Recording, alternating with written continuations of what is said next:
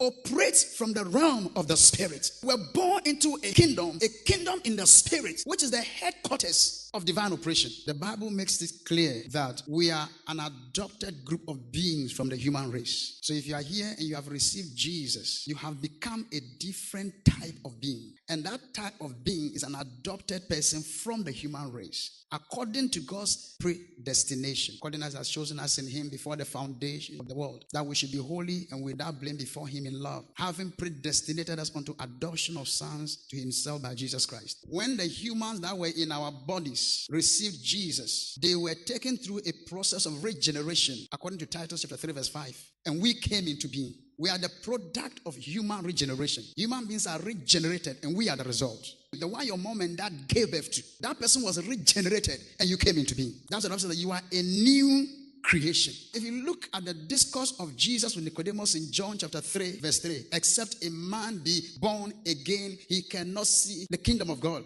And in verse 5, except a man be born of the spirit and of water, he cannot enter the kingdom. It tells you that there was a new birth process. And we who are adopted from the human race, we who are the result of human regeneration, were born into a kingdom. So the day you came into being, you came into being into a kingdom. Now, this kingdom into which you were born, the Bible calls it the kingdom of his dear son. In Colossians chapter 1 verse 12, giving thanks unto the Father who has made us meet with partakers of the inheritance of the saints. Verse 13, who have delivered us from the power of darkness and translated us to the kingdom of his dear son. So you are born into the kingdom of his dear son. But the Bible calls it the kingdom that was prepared before the foundation of the earth. So before the foundation, you were predestined unto a kingdom. Before the foundation, you were predestined unto adoption. So the adoption was to bring you into the kingdom. Are you getting that? Now, this kingdom is a heavenly kingdom. In Matthew 16:19, he says, I will give you the keys of the kingdom of heaven.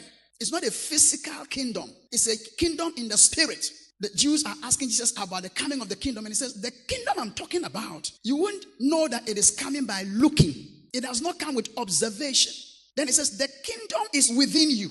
And they couldn't see it. Why? The kingdom is in the spirit. John 18:36. In his discourse with the king, he asked him, are you a king? They say, I'm a king, but my kingdom is not of this world. It does not originate from the physical. So if you are born of God, you were born into a kingdom. And this kingdom into which you were born is a spiritual kingdom.